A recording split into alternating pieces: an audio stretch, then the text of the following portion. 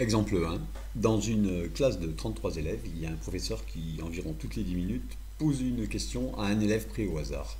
Alors, comment est-ce qu'il prend l'élève au hasard? Il a une liste des élèves et il pose son doigt sur la feuille, sur le nom d'un élève.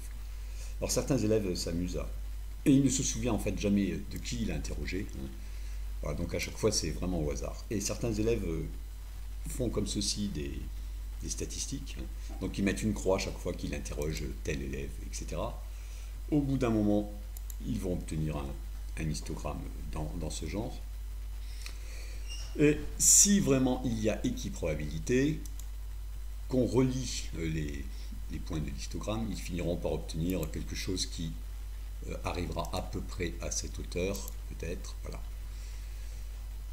Ça va s'équilibrer. Au bout d'un moment, à peu près tous les élèves auront été interrogés le même nombre de fois. En réalité, qu'est-ce qui se passe? Eh bien, il se passe que quand le professeur laisse tomber son doigt, il ne veut pas tomber à côté de la feuille, ni au-dessus, ni en dessous. Donc il tombe beaucoup plus souvent au milieu de la feuille. Et certainement que la courbe qu'on obtient ici, la courbe des effectifs, elle va ressembler plutôt à quelque chose comme ça.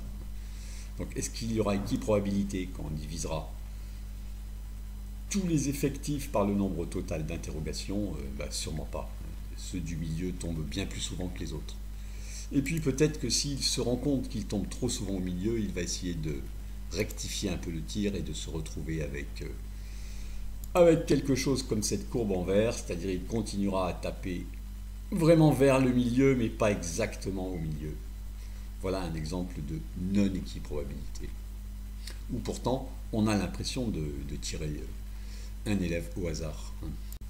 Exemple 2, on part d'une situation d'équiprobabilité, vraiment, où toutes les issues ont la même probabilité. Ici, on a 4 boules, on en prend une au hasard avec la règle. La première boule qu'on touche, c'est celle qu'on attrape. Voilà. On a écrit ici que les 4 probabilités valent un quart. On a fait un petit histogramme pour montrer que les probabilités sont les mêmes et on l'a même écrit sur cet arbre. Mais qu'est-ce qui se passerait si une des boules était plus grosse que les autres? Est-ce que vraiment on reste dans une situation d'équiprobabilité? Eh bien, à cause de la règle, la première boule qu'on touche est celle qu'on attrape, la réponse est vraiment non. C'est-à-dire, on se doute bien qu'ici, la boule rouge va tomber beaucoup plus souvent que les autres. Les autres ont toujours les mêmes chances d'être prises, mais beaucoup plus faibles que celle de la boule rouge. Donc attention, une expression comme on prend au hasard, tout dépend exactement de ce qu'il y a dans l'urne, dans la boîte. Inversement, on pourra avoir une toute petite boule rouge. Ici, c'est 3 boules de pétanque et un ballon. Ici, ça serait 3 boules de pétanque et le cochonnet.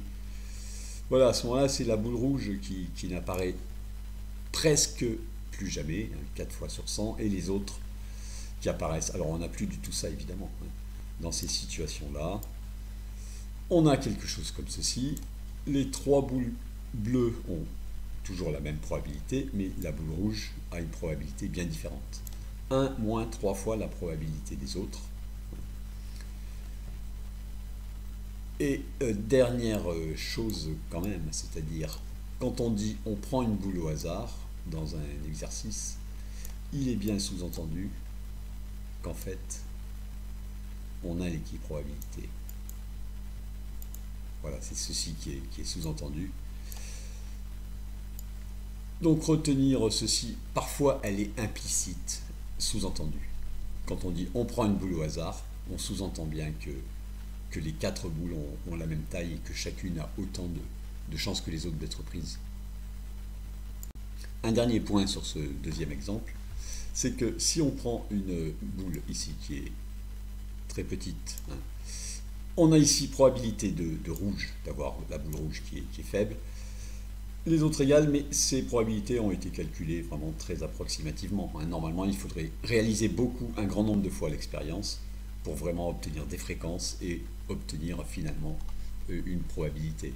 Et idem si la boule rouge est énorme. Les nombres qui sont mis ici, c'est pour montrer la situation approximativement, mais ils n'ont pas été vraiment calculés.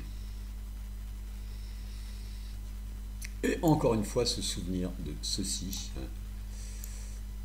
Souvent, elle est implicite, elle n'est pas explicitée, l'équiprobabilité. Donc dans les exercices scolaires, cette équiprobabilité est souvent implicite, hein, mais si vous calculez des probabilités dans la vie courante, méfiez-vous de la taille des boules.